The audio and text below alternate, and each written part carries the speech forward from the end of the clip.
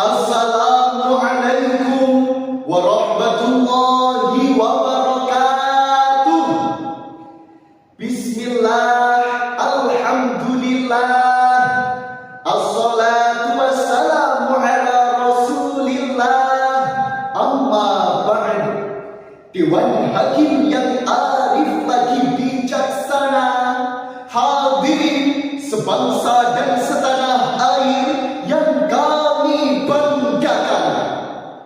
Perkembangan teknologi informasi akhir-akhir ini sangat mencengangkan. Banyak aspek kehidupan menjadi mudah, tetapi di sisi lain banyak aspek kehidupan menjadi berantakan. Kemajuan teknologi informasi membuat sekat geografis menjadi tak berarti. Konsep negara menjadi rusak. Jarak dan waktu seakan tak relevan lagi diungkapkan. Inilah deskripsi singkat zaman ini, era keterbukaan informasi atau bisa disebut dengan era global. Di era ini, orang-orang yang berkompeten di bidang teknologi punya banyak peluang, sedangkan orang yang gagap teknologi akan termarginalkan. Menurut laporan yang dirilis oleh layanan manajemen konten Worksheet dan agensi marketing media sosial Wir Social, jumlah pengguna aktif media sosial di Indonesia mencapai 60,4% dari populasi di dalam negeri. Sedangkan durasi yang dihabiskan bermain media sosial di Indonesia mencapai 3 jam 18 menit setiap harinya. Durasi tersebut menunjukkan tertinggi ke-10 di dunia, dan data ini hadirin menunjukkan masyarakat kita Melek media sosial. Oleh karena itu, perkenankan kami menyampaikan syarahan Al-Quran dengan judul Etika Bermedia Sosial Perspektif Al-Quran dan Sunnah, dengan rujukan firman Allah dalam Al-Quran surah Al-Isra ayat 36 yang berbunyi,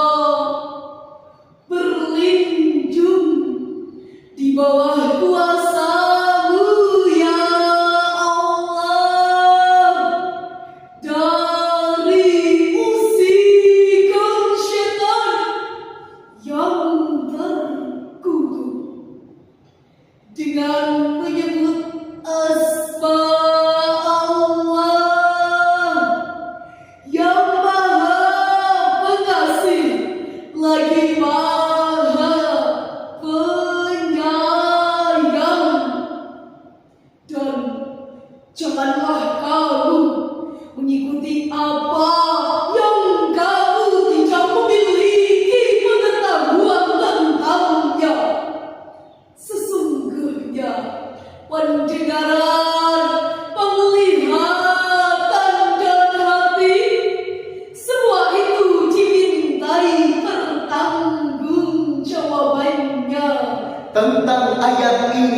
Syekh Ismail bin Umar Al-Quraisi bin Kasir Al-Basri Ad-Dimashqi dalam tafsir Ibnu Katsir menukil pendapat Qatadah. Ia mengatakan, janganlah kamu mengatakan aku melihat, Padahal kamu tidak melihat. atau aku mendengar, Padahal kamu tidak mendengar. atau aku mengetahui. Padahal kamu tidak tahu. Karena sesungguhnya Allah akan meminta pertanggungjawaban terhadap semua hal tersebut. Hadirin rahimakumullah, produk peradaban ibarat pisau, tergantung pada penggunaannya. Jika untuk hal positif, Maka manfaatlah yang bisa kita petik. tetapi jika untuk hal negatif, Maka madaratlah yang kita raih. teman-teman bisa mengakses berbagai penawaran beasiswa kuliah dari perguruan tinggi ternama, baik dalam negeri maupun luar negeri. Ini adalah contoh bagaimana IT dan media sosial mempermudah hidup kita. Tetapi hadirin, sungguh saat ini banyak pula yang menggunakan media sosial untuk penyebaran hoax Pornografi dan juga propaganda. Cyberbullying melalui media sosial, tuduhan anti ini dan itu, serta komentar nyinyir adalah fenomena yang menghiasi media sosial kita. Di antara maraknya kasus di media sosial adalah berita hoax. Dilansir oleh laman resmi kominfo.com pada tanggal 30 September 2024 tentang adanya berita hoax di media sosial berupa program pengadaan bantuan BPJS tahun 2024 sebesar 25 triliun untuk masyarakat Indonesia. Faktanya, klaim tersebut tidak benar karena dinas sosial tidak pernah men-share informasi tersebut. Unggahan tersebut, hadirin, merupakan modus penipuan di mana calon korban dimintai dokumen-dokumen penting seperti KTP, buku rekening dan sebagainya, sehingga membuat masyarakat cemas, was-was, hingga uangnya terkuras. Lalu bagaimana dampaknya, hadirin? Tergantung kedewasaan dan kebijaksanaan kita masing-masing. Relevan dengan permasalahan tersebut sesuai dengan firman Allah dalam Al-Quran surah Al-Hujurat ayat 6 yang berbunyi, Ya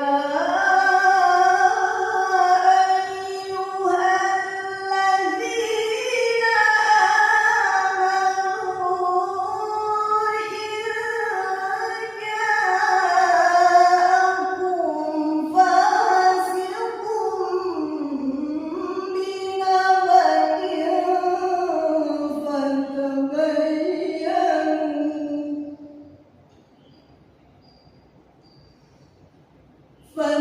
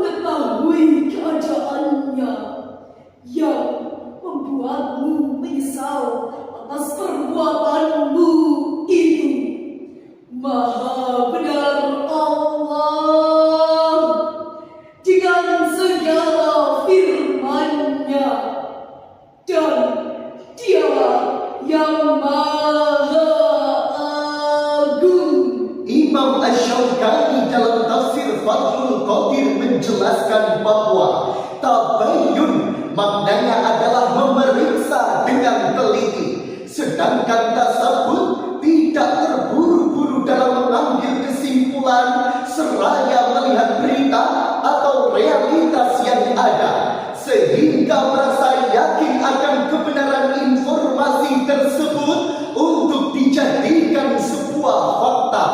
Oleh karena itu hadirin, menghadapi suatu berita janganlah terburu dipercaya, jangan terburu-buru di-share ke pihak yang lain. Perlu kita cek dan recheck terlebih dahulu, baik pembawa berita maupun isi berita.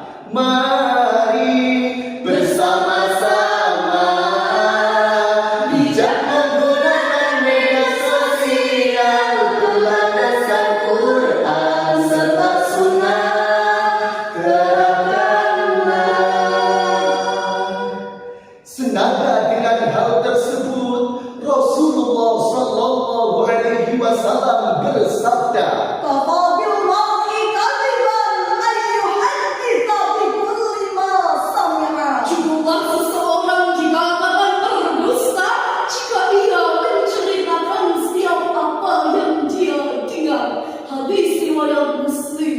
hadirin rahimakumullah, di antara etika bijak yang menunjukkan kedewasaan dan kebijaksanaan kita dalam menggunakan media sosial adalah: pertama, pilih kata dan kalimat yang sopan saat menulis di media sosial. Yang kedua, klarifikasi terlebih dahulu ketika mendapatkan berita. Yang ketiga, men-share sesuatu hanya pada hal yang akurat dan bermanfaat.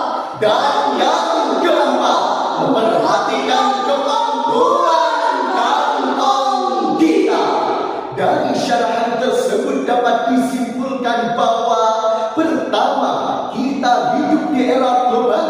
Kemajuan IT dan media sosial sebagai ciri utamanya berdampak positif dan negatif.